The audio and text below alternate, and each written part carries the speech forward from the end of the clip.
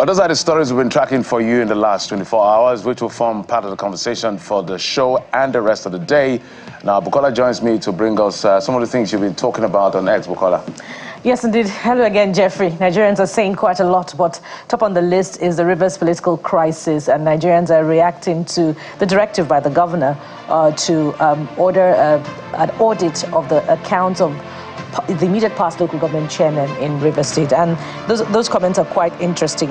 But we start with their reactions to the governor's swearing in of the new caretaker committee chairman. Exactly. And the first one is from Babatunde Akin, who says, which one is local government caretaker committee chairman and councillors now?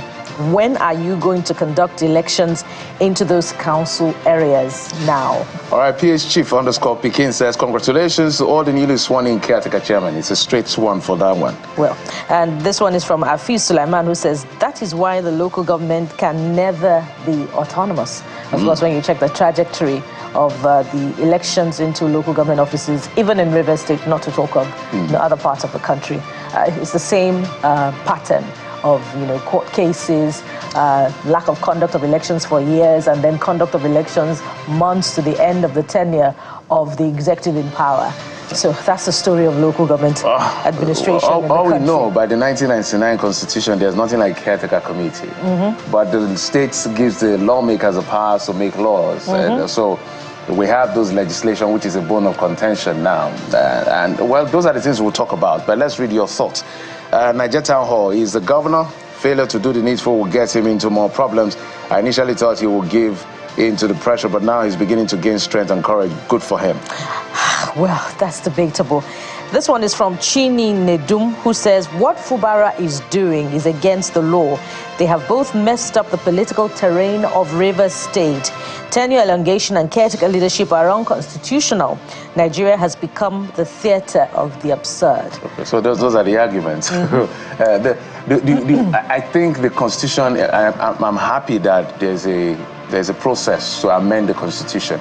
I think Section 7, subsection 1 should be looked into because it talks about local government, elected officials of local government, but it never gave a timeline, a tenure, which was left to the states, which is what the states have now done, and some are not doing it after the tenure expires, instead of sometimes the tenure before it expires, or before it expires, instead of, what am I even saying?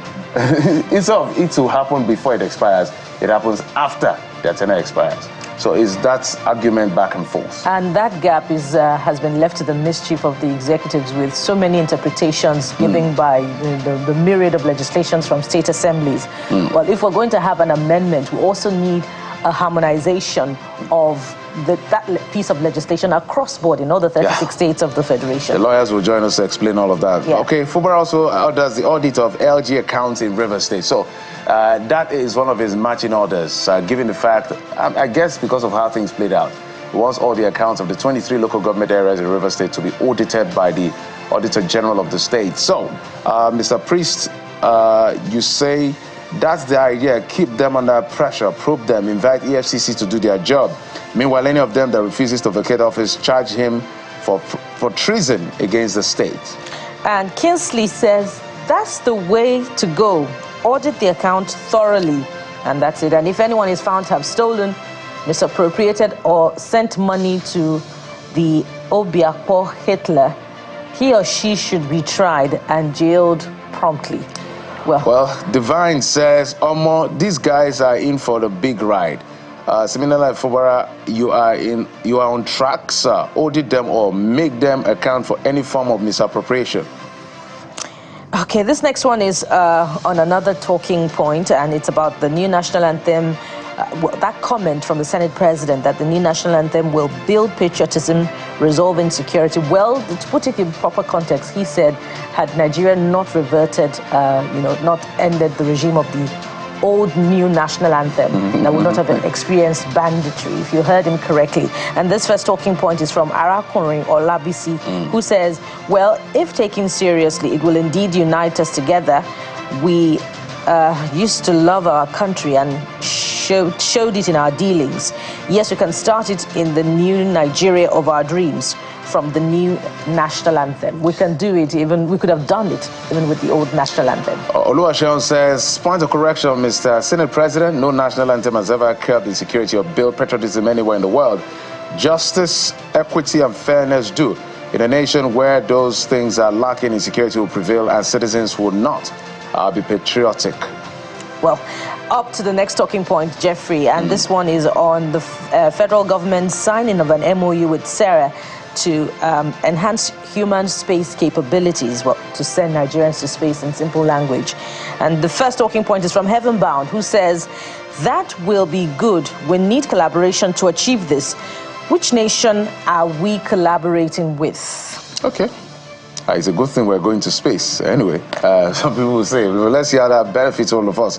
Nigeria first. Tomatoes. Nigeria at 3 first. for 1,000 naira. Oh boy. So Nigeria first, that's your other name is a lot of numbers. So let me stay with Nigeria first.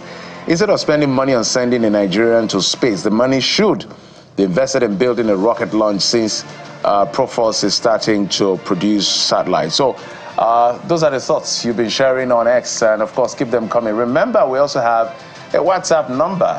We want to see those videos as well as those messages. As much as possible, we'll take them and read them and amplify your voices, which is what we have committed to. And that's why this segment is very important to us when we hear from you. But we'll take this quick break and go to the very first conversation for the day. Join us again.